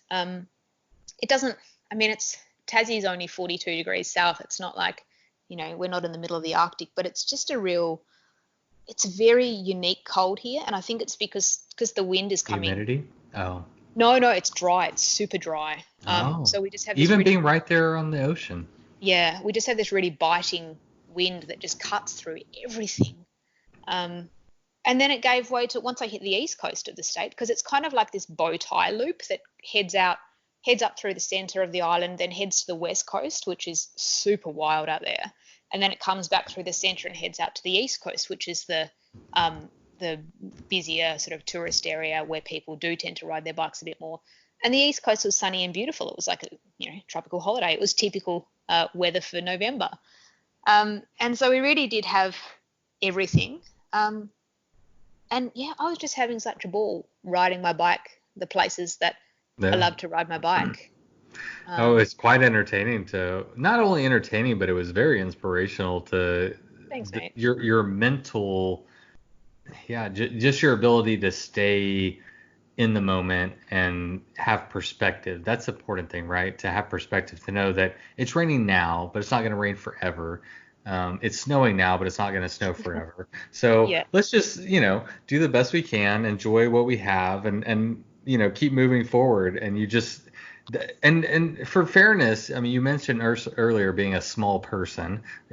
I actually wrote it down because I was going to ask you about it again, but you're not a large statured person, So whenever I first found out about you, and you're going through these pretty incredible elements with a very jovial personality, and having fun. And I know I'm only seeing what's on Instagram. I know that behind the scenes you're really riding your bike, and there really are high winds and hail and rain and snow and all that. I'm not ignorant to that, but you were clearly mentally trying to just keep having a positive outlook and enjoying the moment and accepting what it is for what it is, and you keep pushing those pedals and going forward, and I think that's valuable. I think people can glean something from that. Um, I mean, we were talking earlier about the state of the earth. I don't sound like a particularly positive person, and I'm probably not for most things in life. But when I'm on my bike, I feel so fortunate to be on my bike, and so even when stuff is really shitty and I'm having a bad time, I just remind myself that I'm here because I put myself here and because I chose Right. to be here because I love doing it. And so even if I'm not necessarily loving that moment, yeah, that's going to end. All bad things pass, and ultimately I'm having just the most amazing time. And how lucky am I to be physically able to be out here doing this stuff. No, indeed. So On a I route don't, that you created through. yeah. I Um, mean that there's got to be a high element of pride, because I know there's a lot of hard work that goes into creating a route, and then to get to ride it for the first time must have been pretty exciting. yeah, look, I love I love just yeah, I guess I love making routes and planning stuff for myself. But it was satisfying. Like I was so proud of that when I finished. I was like, you know what, that is hard, but that is so cool, and everything worked so well. And there was certainly a big element of that. So you made the podcasting news recently. Someone scooped you up because you came in second place, I believe, on another new route that was just kicked off. So, what was that route? And tell me about that one a little bit. Okay, so there's a route in Victoria, which is southeastern Australia, but on the mainland. It's called the Victoria Divide. It's I think this year it was about 570 k's, and it kind of traverses most of that state. It goes up through some of the alpine areas, and again, it's off road. All this stuff I'm talking about is off road bikepacking. I'm not really into field stuff. Um, Go see her Instagram and you'll know what we're talking about. It is flooded with good content. So she's yeah. not faking it. I do my best. But so that was actually the second year that the Vic Divide has run. Oh, okay. I Yeah, so apologize. that's right. So it's run by a local guy, Lewis, who has he's Lewis Cidor, that's right? right. You'd probably know him from Tour Divide fame. 2018, he took out the Tour Divide. And Um, he just started his own podcast. Is he the ex biking guy on Reddit, or ex biking? I don't Yeah, know. You'd have to ask him that one. Um, I'm pretty but sure he's. Anyway, go. Sorry, That's all right. continue. Yeah, so Lewis has just set up his own podcast called Overland Archive. That's what it is. Yeah. Yeah. But he kicked off this route last year, and I was really keen to do it last year, so the same time of year in March. But to be honest, I just even last year, early 2019, I just didn't have enough confidence in my abilities to, ride hard, ride light on rough terrain. And I know that sounds crazy because I rode across the Australian continent, but this Right. is my learning curve. I didn't feel confident in my abilities. So this year, after having Confident, confident according to your own expectations of yourself. yeah, Because Yeah. obviously you had the ability, you had the skill, you knew you could slog it out, but it was just you couldn't participate in the way that you felt like you wanted to participate. Exactly. Maybe? Yeah. Okay. Yeah. Okay. Yeah. I think you're speaking like you can empathize with this position Oh, that I certainly. take. Yeah, Yeah. yeah. Um. I hold my whole thing is I'm only racing against myself. It's Sure. always about my own self. I don't really care much. Other people can add stimulus and excitement and encouragement, but ultimately I'm looking for my own test. So yeah, I sympathize. Yeah. Cool. Yeah. That's exactly the attitude that I hold towards things, and I just want to be able to do them the way that I want to do them. Right. And Okay. yeah. So this year, I don't know, with 2 or 3 weeks out, I didn't have much on, and I knew I could take a couple of days off work, so I jumped on a plane to Victoria, which is only 50 minutes. People make out like Tasmania is the end of the earth, but it's really not that far away. And so I rode this route, and it was just so awesome because I'd never been through any of these areas. And people think that if you're racing, you're not making the most of things and you're not taking in the environment. But at the end of the day, you're still only doing, I think I averaged like 14 k's an hour. It's not like it's not like Right. I was missing things because I was going too fast. Right. And yeah, it was just beautiful. It took us up through the Victorian high country, up over Mount Buller. Things are quite different on the mainland. There's a big hut culture, so there's so many huts along the route.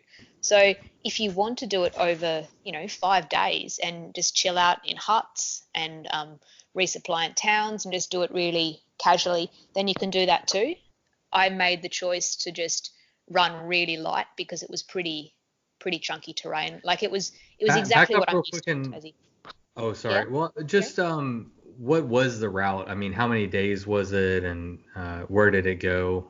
Okay, so it went from basically from Melbourne, the capital city in Victoria, to Albury, which is on the border between New South Wales and Victoria, two different states.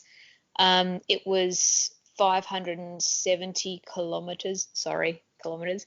Oh, I'm Um, doing it. I'm doing it. All right, keep going. and it was I think it was about 11 or 12,000 meters of climbing.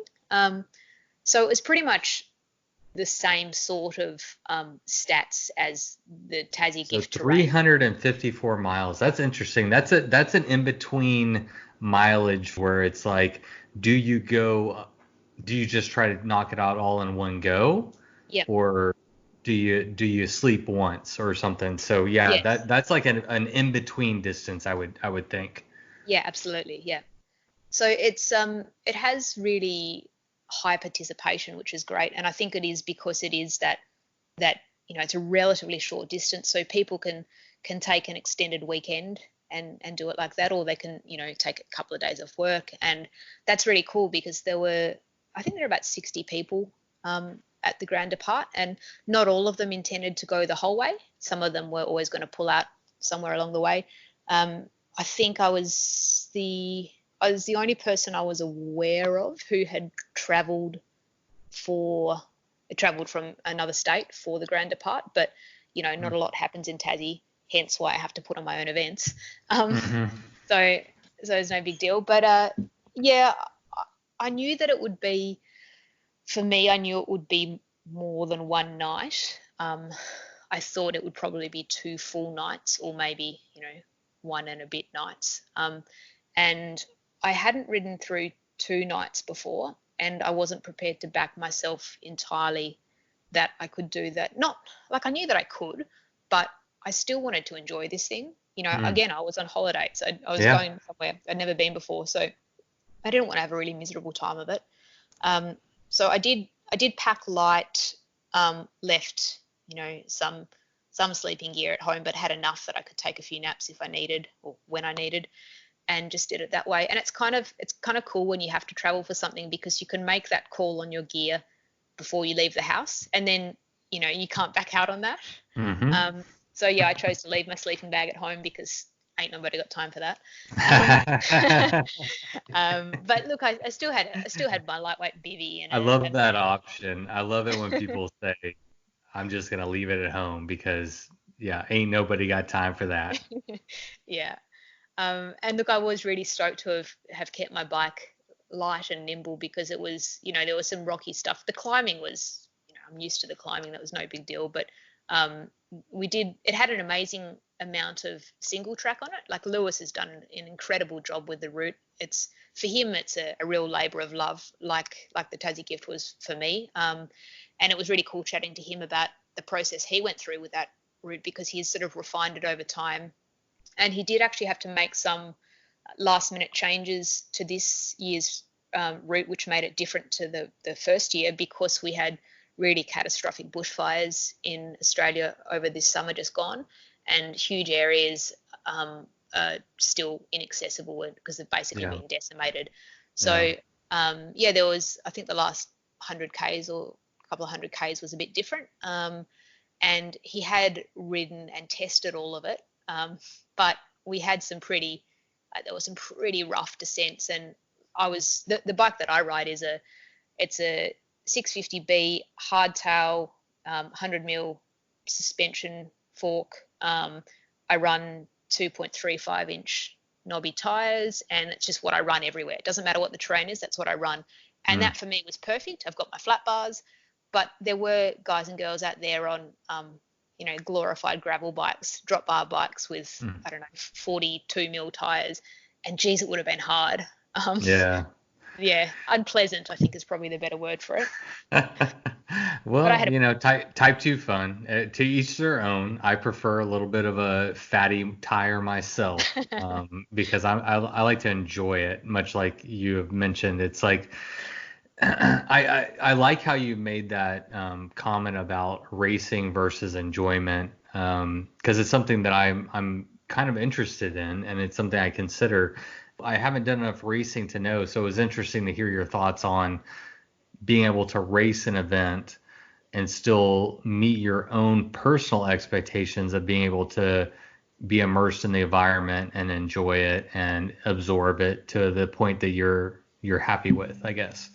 Yeah, look, I guess for me personally, I think I've done 4 bikepacking race/events now, and haven't considered myself racing on any of them. I've been moving with a sense of urgency. I have been sleeping less than I otherwise would have. I've been, efficient with the stops that I've had, but I'm not riding fast, and I'm not. If I want to stop and take a photo of something, or go and pat some cow, or go and check out this frog or whatever, I'll do that because it's it's how often do you get to experience these things, and there's no sheep stations, there's no accolades for these things. And for this most recent event, the Vic Divide, I have no idea how I came in second because I was just riding my bike, and I didn't really stop because I didn't need to stop, and the people around me did choose to or did need to stop, and that was the only thing that separated it. But if I ever do well at an event, it's not because I've outraced them. They've underraced me more than anything, I think. Because I've only kind of got one gear in my legs. I just have a speed that I do, and I can keep doing that speed indefinitely. I don't seem to tire, but I'm also not a fast rider. And That's that's interesting. just what I do. My question was, as you were talking about this, is like, what do you think is your strength, and then also what is your weakness? Because we all have them, but Are we what do you talking think? are we talking bikepacking here? I assume this is not a deep Yeah, dive into. Yeah, okay. yeah. Like as it pertains to riding your bike, and Sure. like you have done well. You're only comparing yourself to your own metric, and you're doing it for yourself, but you also have results that have been pretty good. So yeah. Uh, My strength would certainly be I guess the way I describe it is my ability to out cockroach everyone else. I just survive. I can manage my own body very well. I can just keep going, and I don't need to actively try and look after myself. I can just ride the best I can, and I can keep doing that indefinitely. And I'm very lucky that that's just the way that my physiology has worked out. But my weakness would absolutely be that I'm terrible from a physical perspective. I'm terrible at, pace changing, and I've tried road racing and I hated it, and I was pretty terrible at it. Like, put me on a hill and make me time trial and I'm not too bad, but just having to ride on someone's wheel and change pace and explosive power and all that sort of stuff, I'm so rubbish. I'm like the diesel engine that's actually got no horsepower but still takes 2 hours to wind up. It's just, we're all put together differently, and that's the way my body works. Something else that I'm wary of that could potentially be a big downfall for me is like mentally, because I do hold myself to high standards. So I don't think I could say I put pressure on myself. I have expectations of myself, and if I'm not meeting them, I probably am prone to being frustrated. And so I just need to manage my expectations of myself, and if things aren't working out the way that I'd hoped, just be patient with myself rather than getting angry. And I'm learning that more and more, and I love the fact that this bikepacking is teaching me patience, because it's something that I never realized I was so lacking in. And I guess I've always known that I'm hard on myself, but I possibly didn't realize to what extent. And so that's something that I watch out for. But yeah, I guess for me, with the way that my body's put together, it's a pretty simple equation. I don't need to make choices and decisions with how I ride. I just ride, and that's all I can do. And I quite like that I don't need to think about it. So as a scientist, do you think that you're approaching it in a way that allows you to, okay, this is my body, this is what it needs, I'm going to give it this. So have you just learned, because you're talking about how you can just keep going. Is that a learned thing that you've figured out, or is it just a physiological thing that you have, you're just lucky? Look, it's probably more the latter. I think I am pretty lucky. I guess you learn stuff without necessarily realizing, because it's a gradual process. I think as soon as I started doing longer rides when I was, just first starting cycling, I guess I kind of displayed an aptitude towards them. And I don't know, I wouldn't necessarily say that I'm good at riding a long way. I just think that everyone else is bad. They have something stops them, whether it's an injury or they stop because it hurts, or they stop because they're mentally tired and just wiped out by it. So the only difference is I just don't stop. And maybe that is because I'm really fortunate and my body holds itself together better, or maybe it's just that I have a higher pain tolerance, or I have a higher shitty experience tolerance. I don't know. Well, yeah, and you really, as a scientist, you really don't know. Because I know exactly. you've spent time thinking about this. There's a lot of factors and variables in that equation. You haven't quite put a pin on it and figured out exactly what that is. No, I haven't. And I don't think I ever will, to be honest, because how can you know how your experience differs to someone else who's placed in the exact same position? You don't know. Well, I mean, the only thing you do is talk to them and try to, Sure. Okay, at this point, where were you at? And then it becomes even more complicated, because if you're unless you're riding side by side, you're experiencing different things at different times. The weather's different, the conditions are different. So yeah, I could see how it'd be difficult to really get an understanding for how your experience stacked up to somebody else who you were competing with.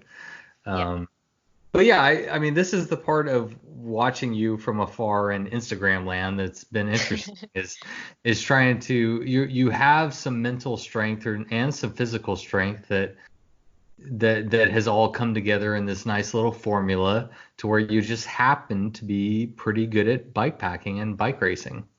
It's a super niche market, isn't it, though? It Like, is right now, but it might not be. I feel like the tides are definitely growing. When I started this podcast, there was like none, and now there's like 1,000. So yeah, no, that's true. there's That's true.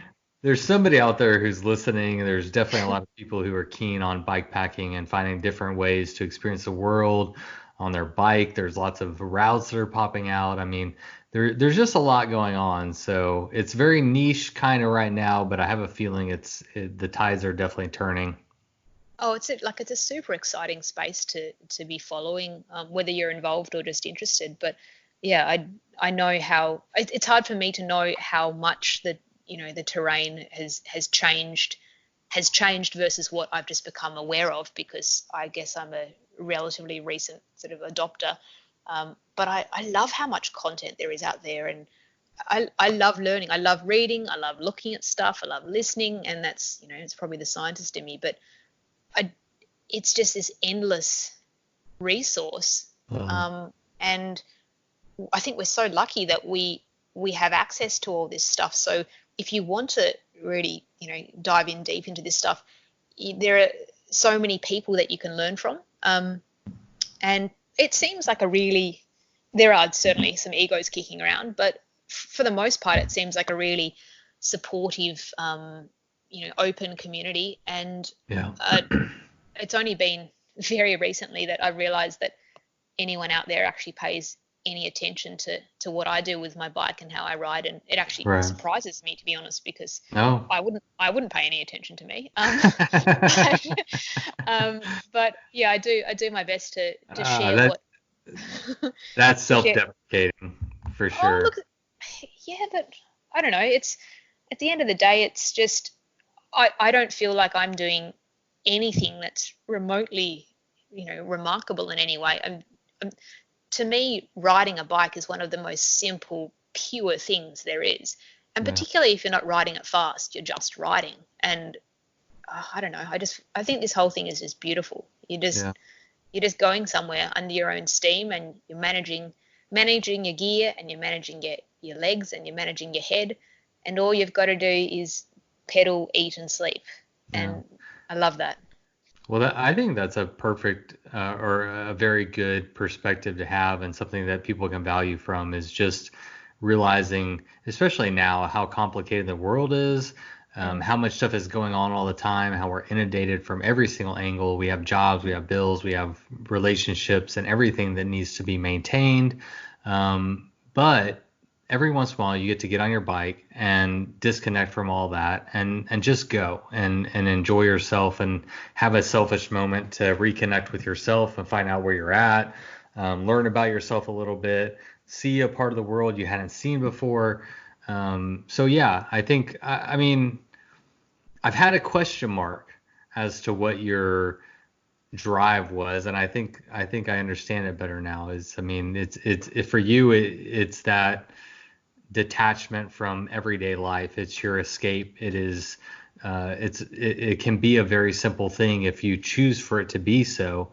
You can also make it very complicated, right? sure. Yeah. But you've chosen to make it fun. You've chosen to make it a challenge for sure. But it is whatever you make it to be.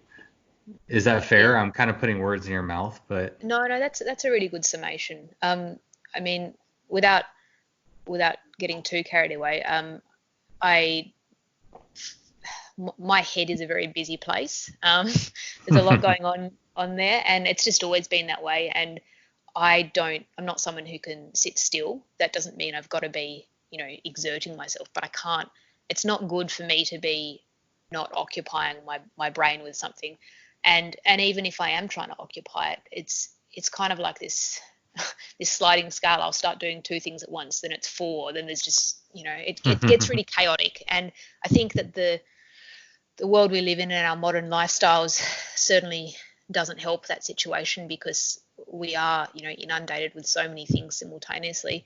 And to me, I don't ride as an escape. I hate that sort of, I hate these catchphrases, but I have people do ask me, what do you think about when you ride? You're riding for 20 hours. What do you think about? Do you listen to podcasts? Do you listen to music? And I don't think about anything at all, or I do think about something weird and inane, and I think about that one thing for 8 hours, and my thought process doesn't have to go anywhere. It just sort of wanders, and Mhm. I guess it just sort of brings being physically tired brings a sort of a stillness to my own brain that I don't tend to get through anything else in Yeah. everyday life. And something like meditation or something, oh god, that would be the worst thing imaginable for me, because it's not the way my brain works.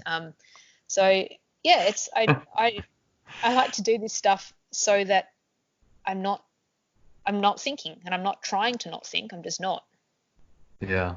Well, I think it's something that I've realized even kind of recently is how valuable it is to spend time alone and inside your own head, and to Sure. just check in with yourself and talk to yourself in your head, and not with an agenda, but to be able to just evaluate like what's going on in the world.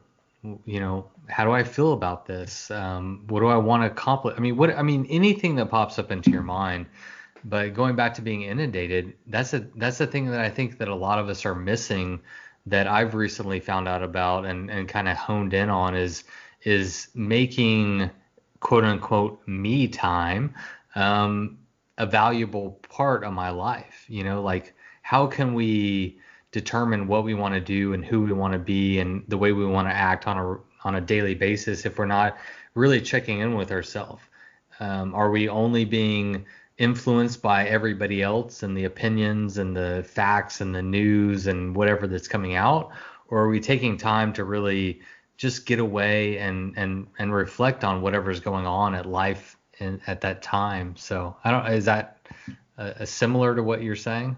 Yeah, yeah, absolutely. And I think another point on that I'd raise is that I think it's really important that people's me time, as you put it, is something that works for them and gives them the space to think or not think as Sure. they need to, not as someone else says. So just because Right. I like to go and carry Yes. my bike for 6 hours in the swamp Yeah. doesn't mean that's going to be a productive time for anyone else or is a good idea for anyone else. Right.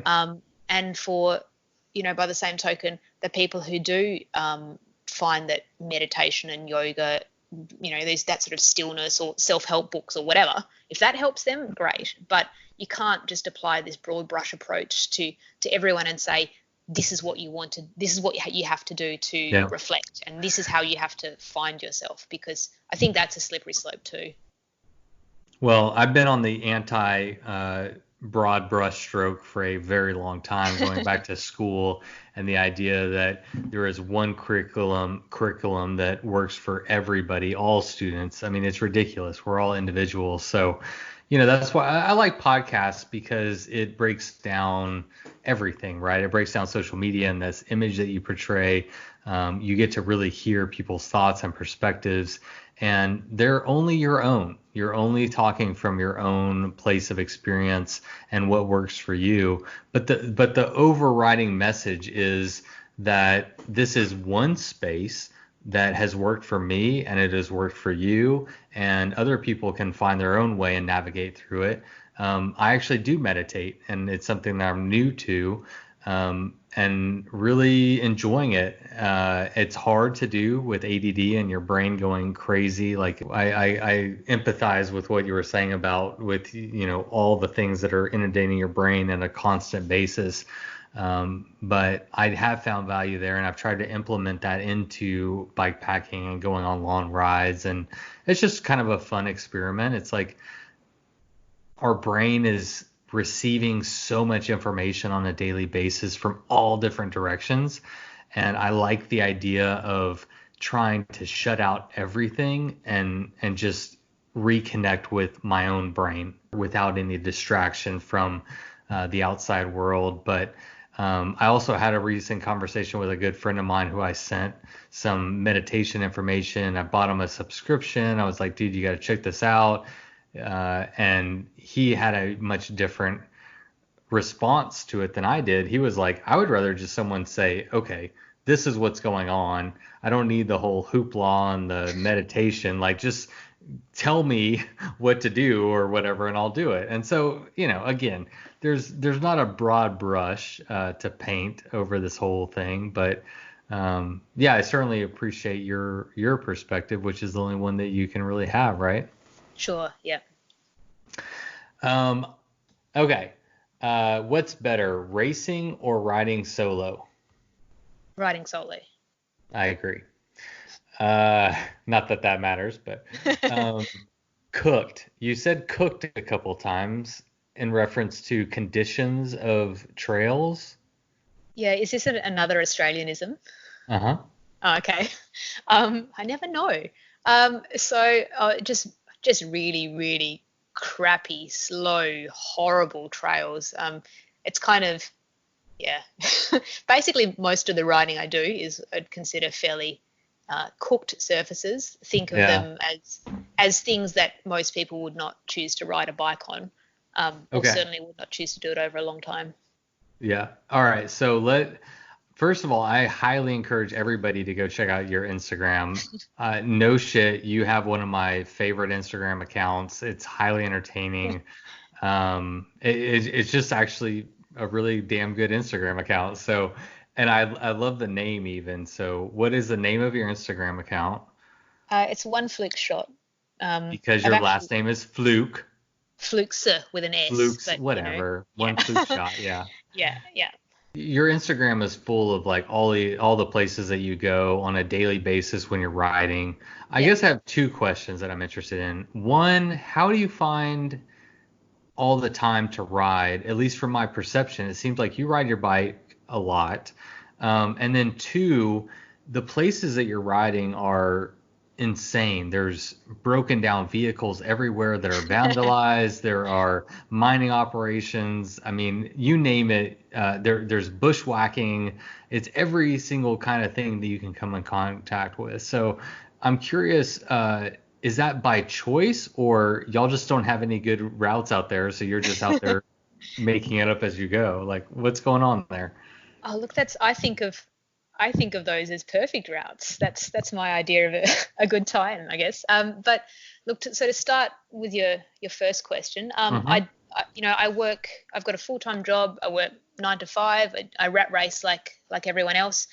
I have weekends free, but I also try and maintain a life outside of bikes. Bikes are just a hobby to me. I try and maintain a relatively normal relationship and friendship. So I'm not riding every weekend, but that's what I enjoy doing. So I do try and get away for day trips or a couple of days, most weekends. But I also don't have a lot of life responsibilities. I've intentionally orchestrated my life that way.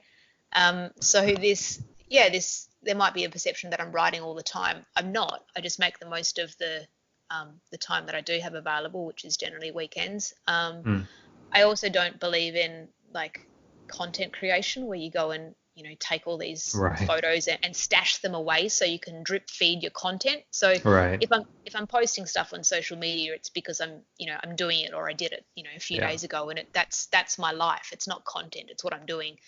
And yeah, so I suppose the routes that Are I'm you doing. doing are you doing rides after work though, or is it all weekend?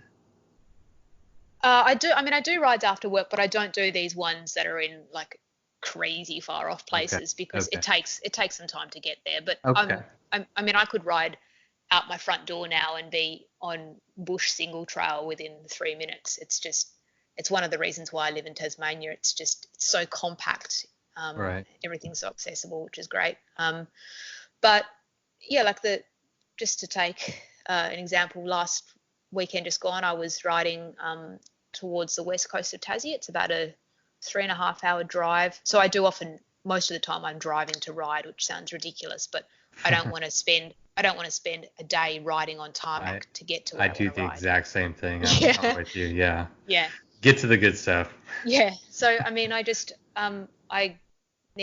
wanted to get going early because I knew I had a big day of riding and I wanted to ride in daylight. So well, mostly in daylight because the whole point of me riding is to see stuff. So I just got up at 1:30 in the morning on Saturday morning so that I could spend Friday night with my partner and have a normal life. Got up at 1:30, rode for 14 hours, slept, rode for another 14 hours, and then drove home in time for dinner. So that's Wow. just, that's what I consider that, that's what you've got to do if you want to see these places.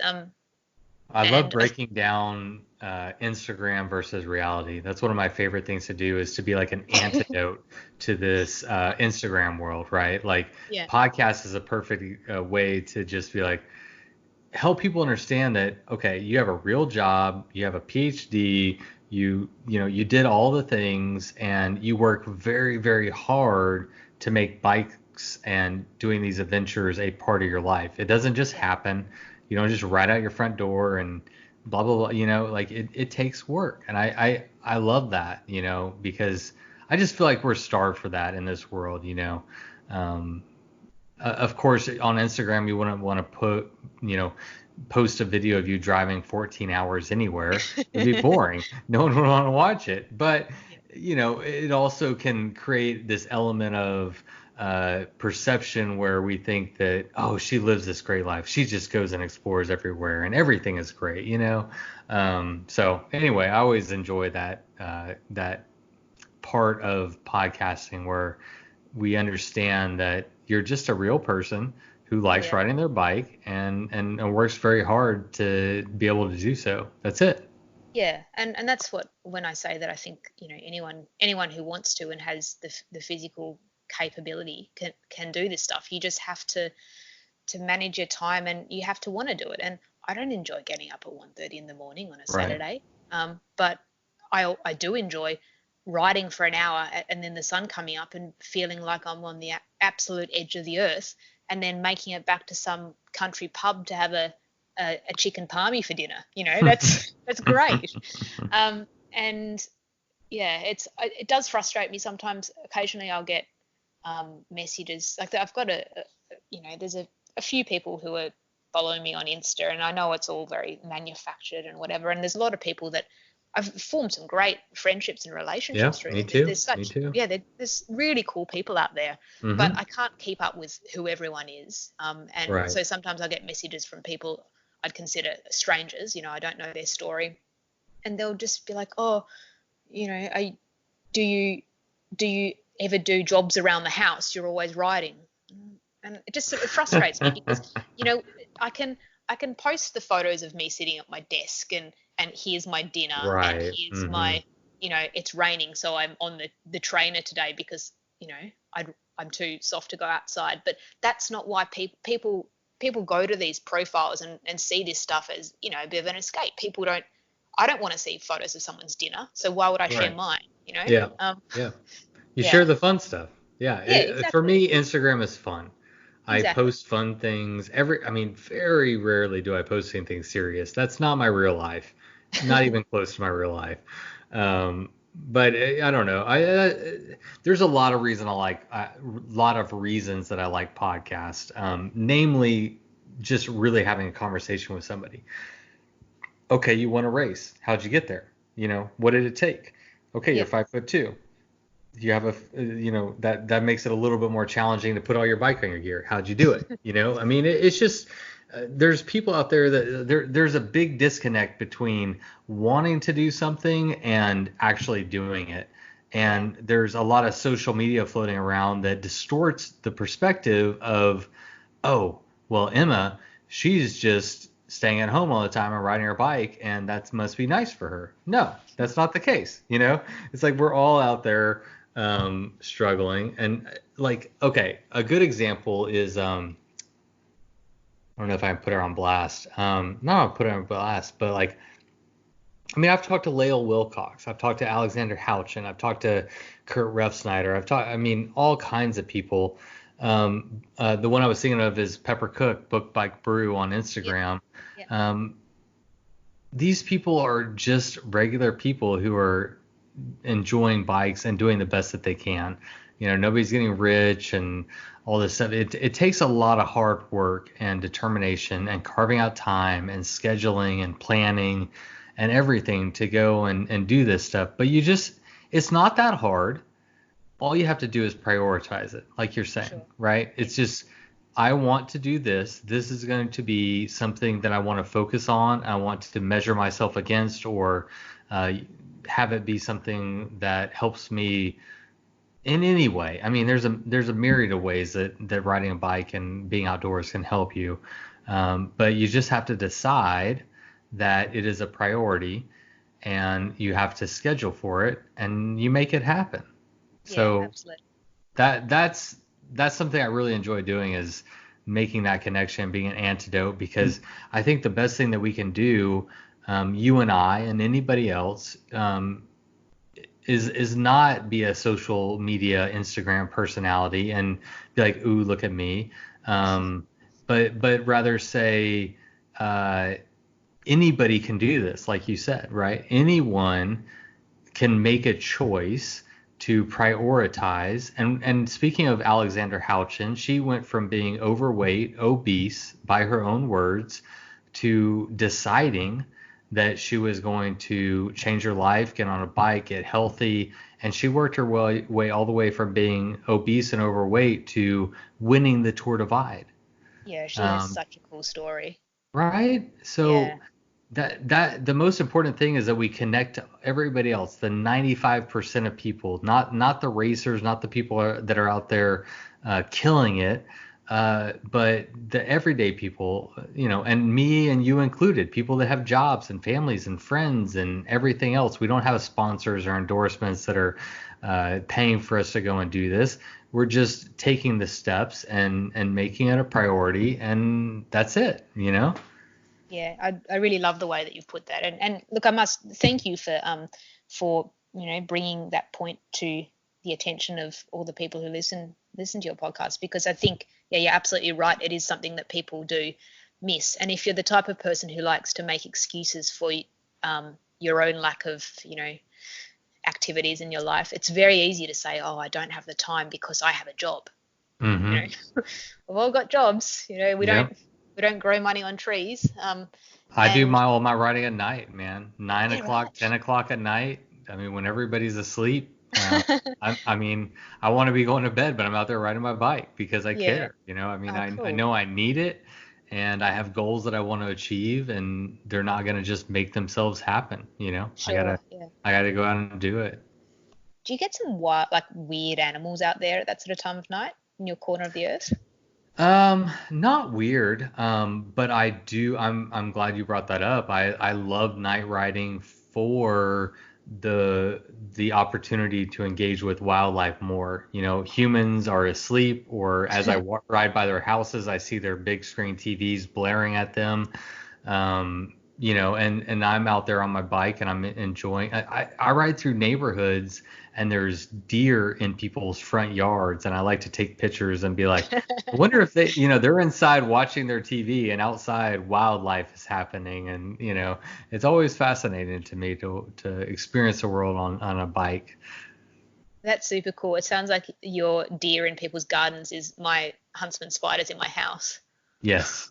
Yeah. Yeah, I mean, we don't have any like crazy critters, and well, we do, but I don't know. Whatever. It's like, I Yeah. mean, whatever your environment is, you learn to accept it, understand it, and you just live with it. We all Sure. do, right? So, there's certainly scary stuff out there, but I've been an outdoor, I've lived in Texas for 40 years.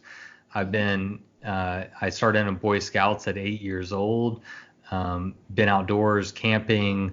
I've always been an outdoorsman, and I've never sustained any serious injury or bite, or it's just a lot of it I've found, and this pertains to anything in life, is information and education is the antidote in most scenarios. Yeah. People just don't understand it, and so they're scared of it. So if we can learn about it, whatever it is, I mean, if you're in the desert, you understand that anything in the desert um, values their energy very greatly, right? A snake doesn't want to bite you because that costs them a great deal of energy to bite you that they have to replenish, right?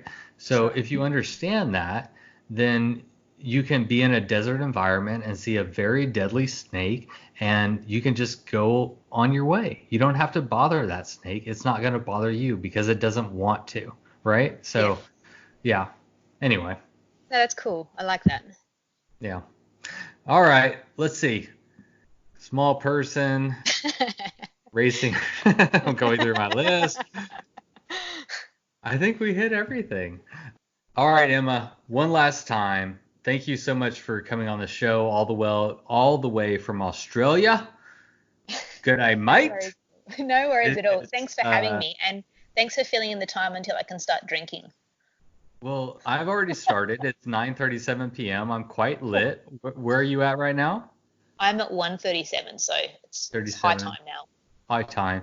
And Yep. you get to go see your mate now, or your partner. Yes, yes. I haven't. All right.